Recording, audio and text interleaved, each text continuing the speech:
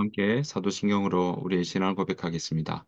전능하사 천지를 만드신 하나님 아버지를 내가 믿사오며 그 외아들 우리 주 예수 그리스도를 믿사오니 이는 성령으로 잉태하사 동정녀 마리아에게 나시고 본디오 빌라도에게 고난을 받으사 십자가에 못 박혀 죽으시고 장사한 지 사흘 만에 죽은 자 가운데서 다시 살아나시며 하늘에 오르사 전능하신 하나님 우편에 앉아 계시다가 들으로서 산자와 죽은 자를 심판하러 오시리라. 성령을 믿사오며 거룩한 공예와 성도가 서로 교통하는 것과 죄를 사하여 주시는 것과 몸이 다시 사는 것과 영원히 사는 것을 믿사옵나이다. 아멘. 함께 찬송가 288장 함께 찬양하도록 하겠습니다.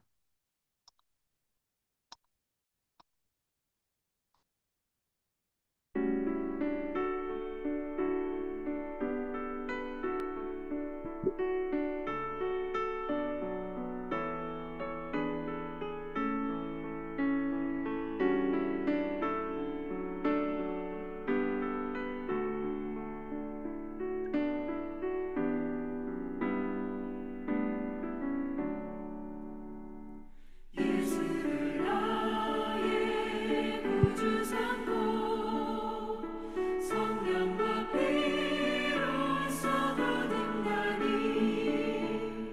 이 세상에서 내 영혼이 하늘의 영광 누리도다. 이것이 나의 간증이요 이것이 나의 찬송일세.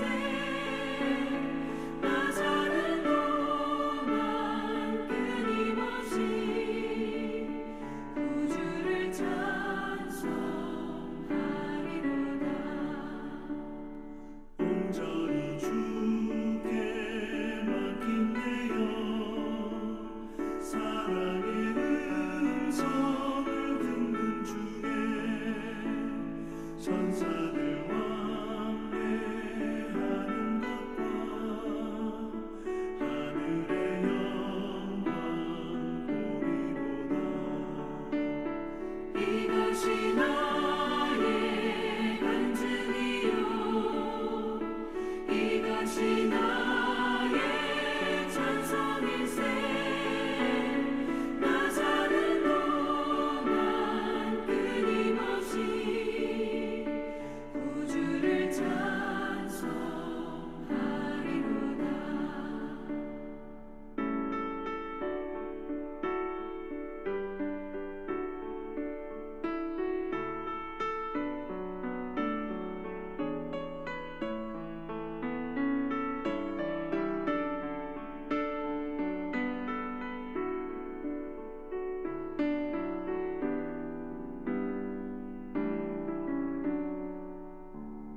주 안에 기쁨 누림으로 마음의 풍랑이 잔잔하니 세상과 나는 강도 높고 구속한 주만 보이도다. 이것이 나의 간증이요 이것이 나의 찬송일세. 나 사는 동안 끊임없이 구주를 찬송하리로다.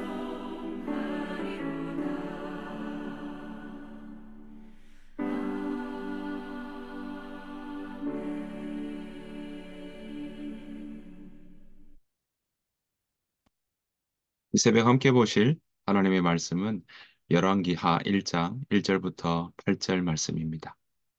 구약성경 열왕기하 1장 1절부터 8절 말씀입니다. 아합이 죽은 후에 모압이 이스라엘을 배반하였더라. 아하시아가 사마리아에 있는 그의 다락 난간에서 떨어져 병들매 사자를 보내며 그들에게 이르되 가서 에그론의 신 바알세붑에게 이 병이 낫겠나 물어보라 하니라. 여호와의 사자가 디셉 사람 엘리야에게 이르되 너는 일어나 올라가서 사마리아 왕의 사자를 만나 그에게 이르기를 이스라엘의 하나님이 없어서 너희가 에그론의 신 바알세부백에 물으러 가느냐. 그러므로 여호와의 말씀이 내가 올라간 침상에서 내려오지 못할지라 내가 반드시 죽으리라 하셨다 하라. 엘리야가 이에 가니라. 사자들이 왕에게 돌아오니 왕이 그들에게 이르되 너희는 어찌하여 돌아왔느냐 하니 그들이 말하되 한 사람이 올라와서 우리를 만나 이르되 너희는 너희를 보낸 왕에게로 돌아가서 그에게 고하기를 여호와의 말씀이 이스라엘의 하나님이 없어서 내가 애굽으로 내신 바알세굽에게 물으려고 보내느냐 그러므로 내가 올라간 침상에서 내려오지 못할지라 내가 반드시 죽으리라 하셨다 하라 하더이다. 왕이 그들에게 이르되 올라와서 너희를 만나 이 말을 너희에게 한 그 사람은 어떤 사람이더냐? 그들이 그에게 대답하되 그는 털이 많은 사람인데 허리에 가죽띠를 띠었더이다 하니 왕이 이르되 그는 디셉 사람 엘리야로다. 아멘. 오늘 하루도 우리 주님의 은혜와 평강이 여러분들 삶 가운데 충만하시기를 간절히 축복합니다. 자, 오늘 이 열왕기하는요, 22장, 열왕기 상에서 22장으로 끝나고 이제 열왕기하 1장으로 넘어왔습니다. 열왕기하 1장은 이 끄트머리 열왕기상 22장 51절에서 시작된 바로 이 이스라엘의 왕 아하시아의 왕의 이야기를 그리고 있습니다. 아하시아는 아합의 아들입니다. 이스라엘의 왕의 7대 왕이었고 가장 악한 왕이라고 이야기하는 아합 왕의 아들로서 바로 이 8대 왕이 된 것입니다. 자, 그런데 이 아하시아에 대한 평을 열왕기상 22장 마지막 53절에 이렇게 평가를 내리고 있습니다. 자, 53절, 22장 53절입니다. 바알을 섬겨 그에게 예배하여 이스라엘 하나님 여호와를 노하시게 하기를 그의 아버지의 온갖 행위같이 하였더라.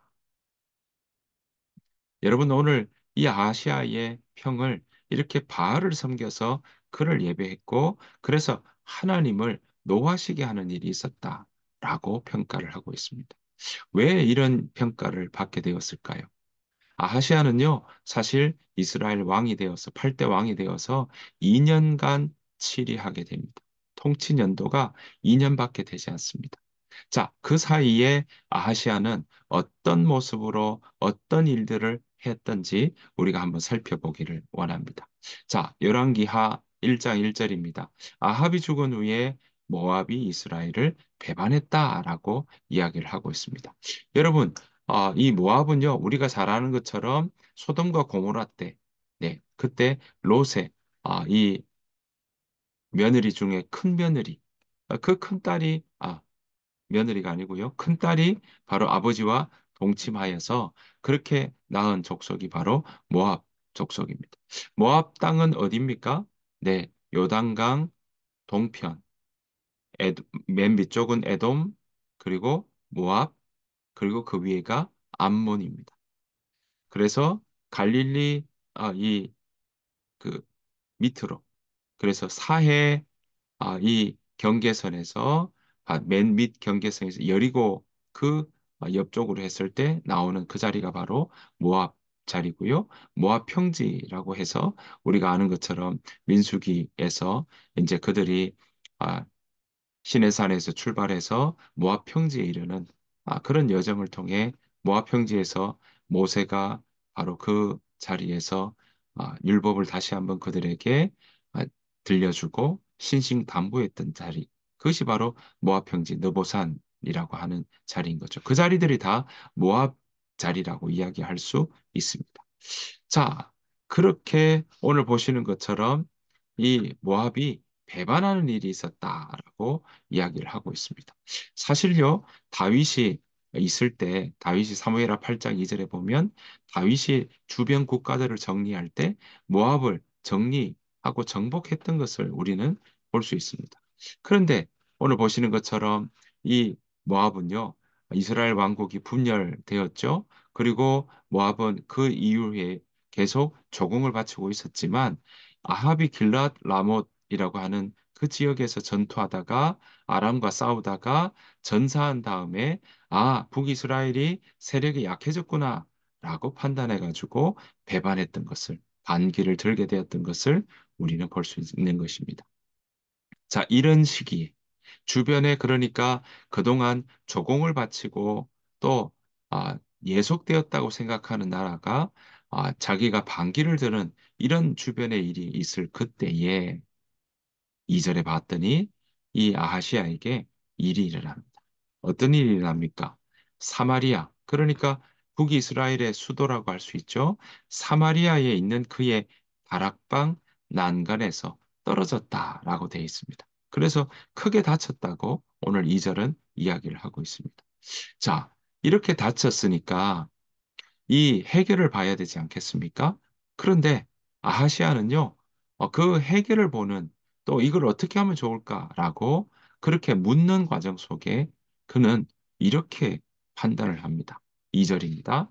거기서 보았더니 사절단, 네, 사자들을 보내는데 심부름꾼들을 보내는데 에그론, 에그론은 어딥니까? 바로 이 지중해 라인에 있는 요즘 전쟁이 한창인 그런 아, 이 가자지구라고 할 수 있죠. 가자지구 그 지역, 팔레스타인 그 지역에 해당하는 것이 바로 에그론이라고 이야기할 수 있습니다. 자, 그래서 에그론의 신 바알세복에게 보내어 자기의 병이 나을 수 있을지를 봐달라라고 이야기를 하고 있습니다. 그에게 물으라고 이야기를 하고 있는 거죠.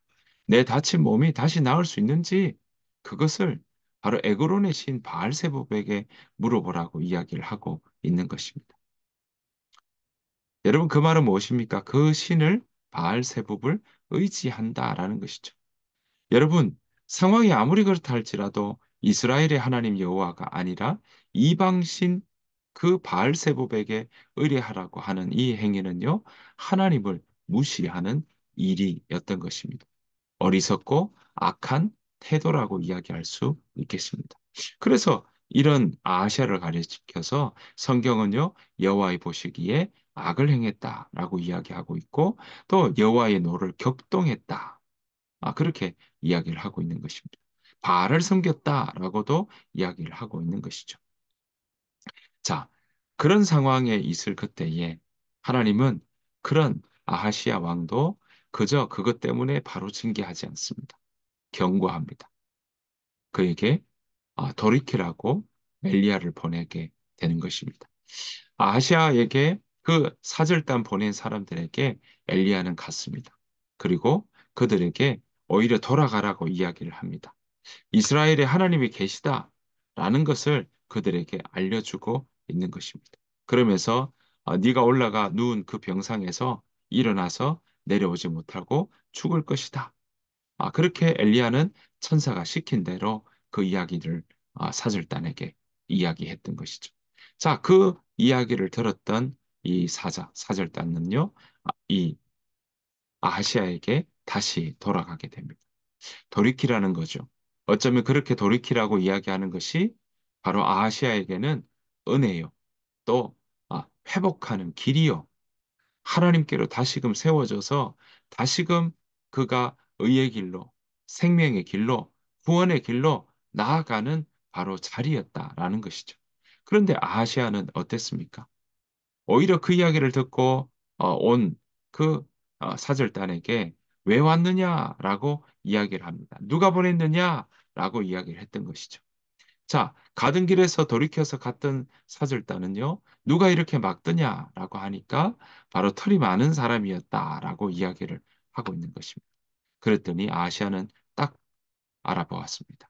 디셉 사람 엘리야였다는 것을 알게 되었던 것이죠.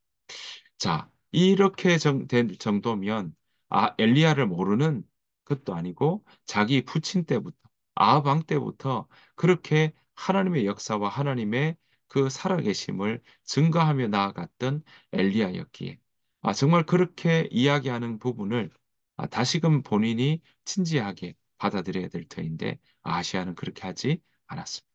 오히려 자기를 가로막는다고 생각했고요. 지금 떨어져서 난간에서 떨어져 가지고 지금 그 병이 든 이것을 오히려 더 병들게 만든다고 생각했는지 모르겠습니다.